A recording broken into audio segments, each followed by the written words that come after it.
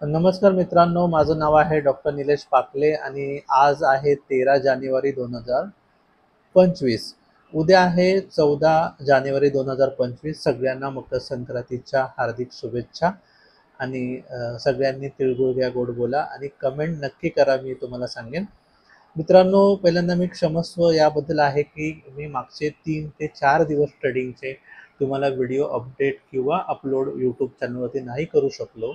त्याबद्दल काही पर्सनल कामामध्ये बिझी असल्यामुळे हे मला जमलं नाही करायला आणि माझं ट्रेडिंग पण त्या दिवसापासून बंदच होतं.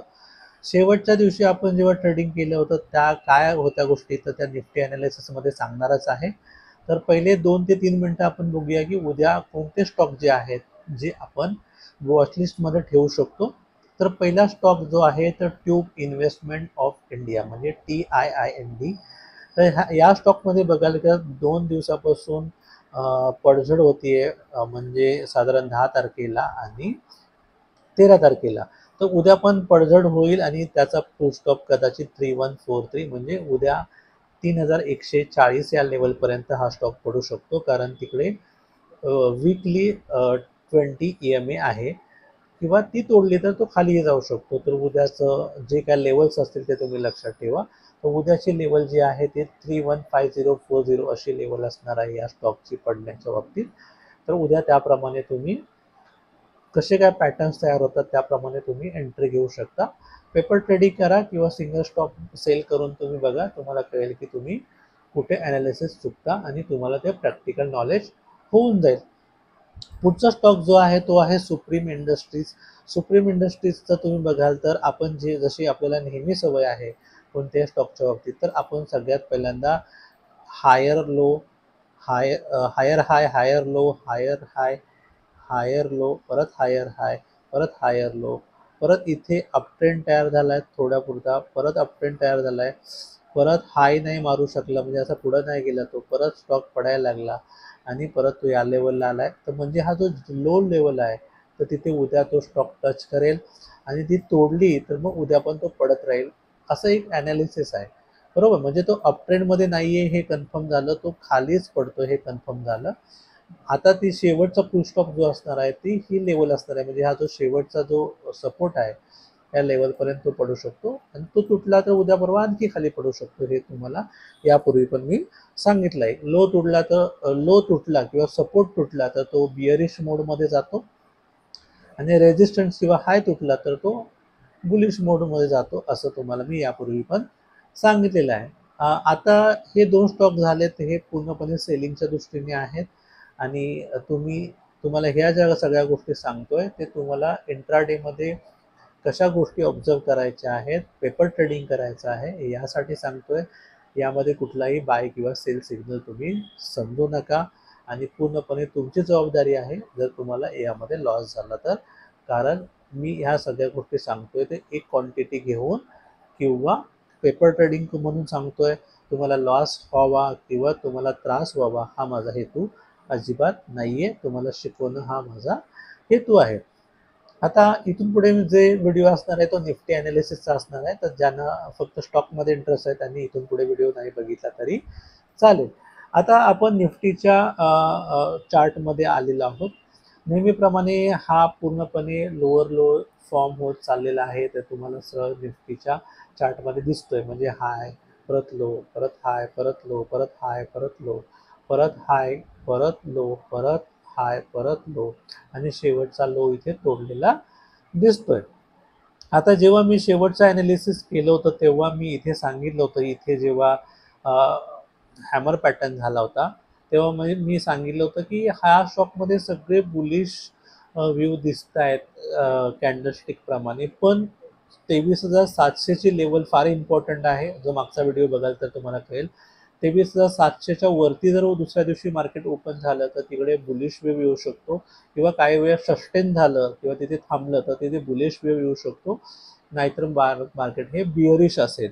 कारण ह्या पॅटर्नला जर स्टॉक मार्केटनी रिस्पेक्ट केलं असतं किंवा हा पॅटर्न आहे खरं सांगितलं असतं, खरं दाखवलं असतं, तर इकडे समजा दुसऱ्या दिवशी इथे ग्रीन कॅन्डल तयार झाली असते, मी इथे जी लिहितो पुढे, तर नक्की इथे रेजिस्टन्सच्या लेवलला स्टॉक मार्केटमधल्या ज्या कॅन्डल्स आहेत प्रत्येक दिवसाच्या, इथे कन्सॉलिडेशन झालं असतं की इथे या 2-3 दिवस तरी या ठिकाणी मार्केट राहिलं असतं. पण तसं झालेलं नाही, कारण दुसऱ्या दिवशी मार्केट खाली पडलं आणि 23,700ची जी लेवल आहे ती तुटली आणि इथले जे पुट रायटर्स आहेत, म्हणजे ज्यांना असं वाटतं की इथून पुढे स्टॉक मार्केट वरती जाईल, ते अक्षरशः पळून गेले लॉसमध्ये. त्यांनी लॉस बुक केला आणि तिथे ते राहिले नाहीत. त्यानंतर मार्केटनी एवढी रेड कॅन्डल तयार झाली. आता हे झालं मी शेवटच्या ॲनालिसिस प्रमाणे. त्याच्या दुसऱ्या दिवशी सुद्धा मी ॲनालिसिसचा व्हिडिओ बनवला नव्हता, कारण मी टेक्निकल ॲनालिसिस करतच नव्हतो किंवा मला तेवढा वेळ नव्हता. तर ही सुद्धा कॅन्डल बघाल तर ही परत रेड कॅन्डल किंवा बेरिश कॅन्डल झाली आहे आणि तिने 23,420 म्हणजे 23,400ची लेवलला रिस्पेक्ट केलं आणि त्यानंतर त्याचा क्लोज इथे केला. म्हणजे 23,400चा लेवल फार इम्पॉर्टंट होता, कारण त्या ठिकाणी ही जी लाईन दिसते तुम्हाला, ही वाली लाईन, ही लाईन जी आहे 23,400ची, तिकडे पुट रायटर्स ॲक्टिवेट होते. पण झालं काय आजच्या दिवशी, आज गॅप डाऊन ओपनिंग झाली, म्हणजे 23,400चे जे पुट रायटर्स होते ते खूप मोठ्या प्रमाणामध्ये नुकसानीमध्ये गेले आणि एवढी मोठी रेड कॅन्डल तयार झाली, हे तुम्हाला लक्षात येतं. आता मी तुम्हाला यापूर्वी पण सांगितले की कॅन्डलमध्ये बॉडी असते, ती त्या बॉडीचं स्ट्रेंथ किंवा ताकद दाखवते. म्हणजे समजा ही ग्रीन कॅन्डल असेल तर तिथे बुलिश लोकांची ताकद जास्त, आणि तीच जर रेड कॅन्डल असेल तर त्या ठिकाणी बिअरिश लोकांची ताकद जास्त आपण सांगतो.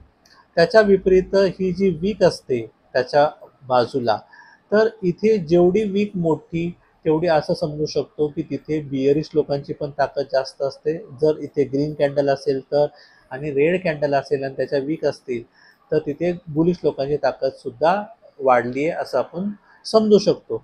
मी तुम्हाला हे आज का सांगतो, याचं कारण असं आहे की या कॅन्डलकडे तुम्ही बघाल तर या कॅन्डलच्या बॉडीपेक्षा याची वीक खूप मोठी आहे आणि वीक वरच्या साईडला आहे.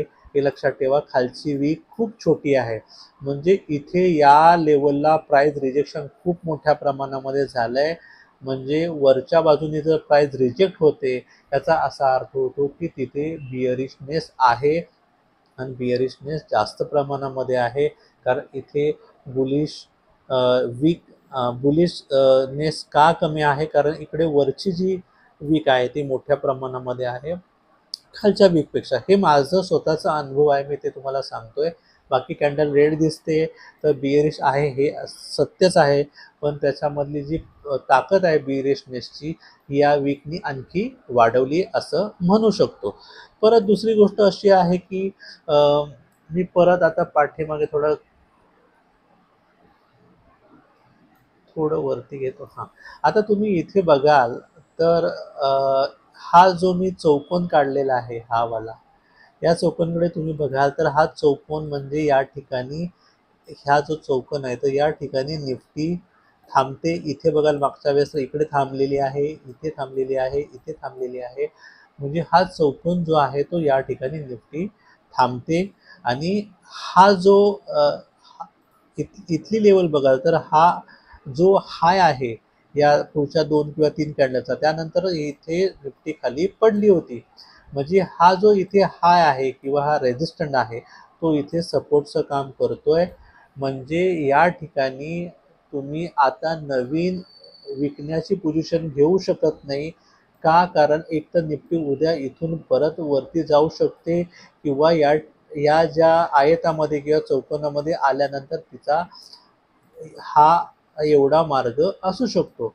पण आता मी 2 ते 3 दिवसामध्ये बघतोय की निफ्टीला एवढी घाई झाली आहे खाली पडायची, की सतत ती खाली पडायच्या मूडमध्येच आहे. अक्षरशः या दिवसापासून जिथे आपण सगळ्यात पहिल्यांदा बिअरिश व्ह्यू दिला होता ग्रीन कॅन्डल असताना सुद्धा.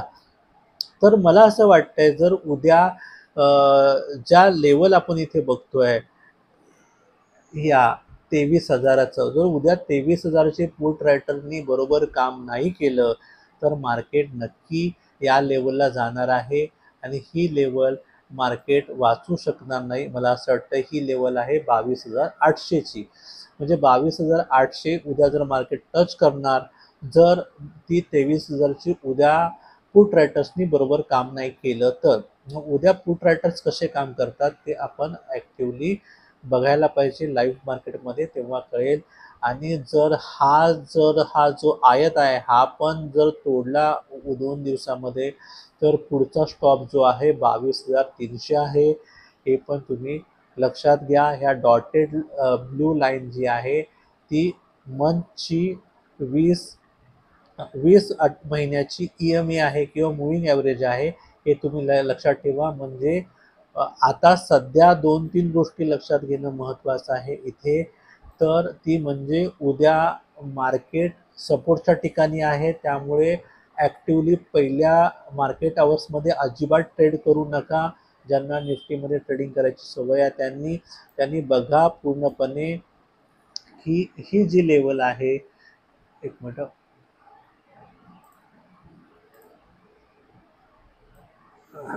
ही जी लेवल आहे 23,000ची, ती कशी काम करते ते बघा. ती जर कन्व्हिनियन्सली तुटली तर नंतरचा जो लेवल असणार आहे, तर ही लेवल असणार आहे 22,800ची.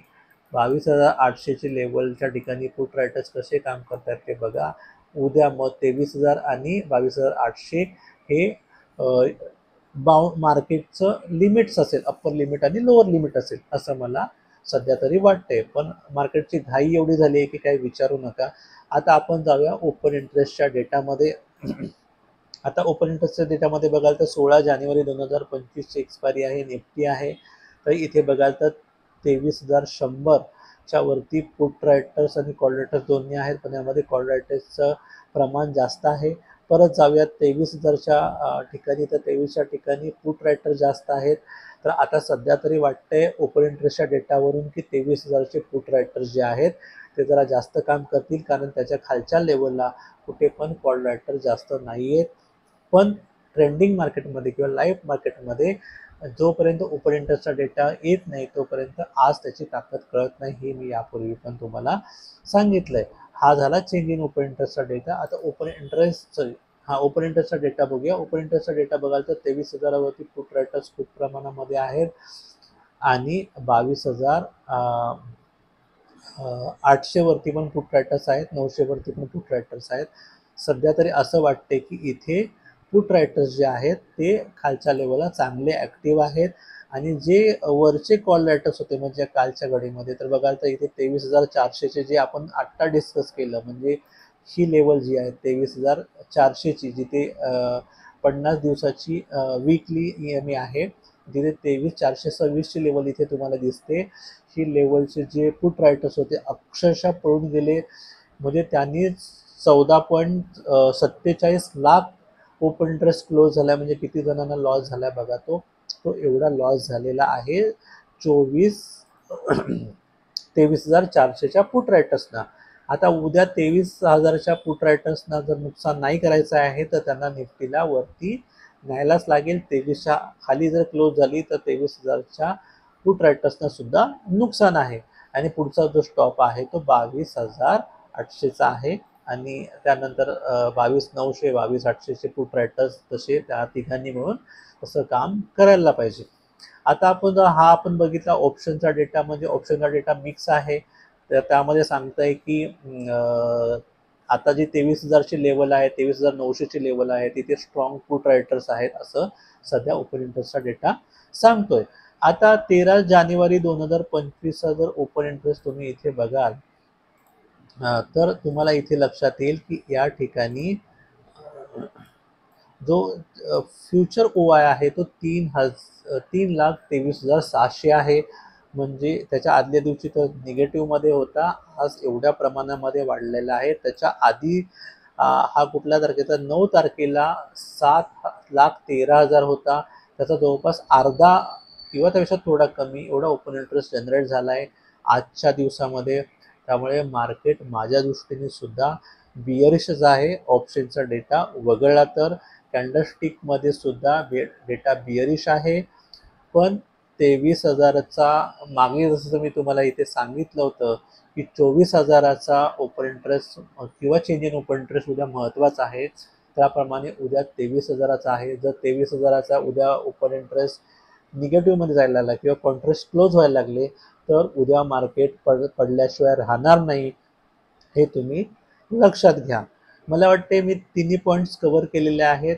कॅन्डलस्टिक पॅटर्न, परत आज मी वीक्सबद्दल सांगितलं, वीक्स का यामध्ये इम्पॉर्टंट वाटली मला आज. आणि उद्या कोण वाचवेल तर 23,000चे पुट रायटरच वाचू शकतात.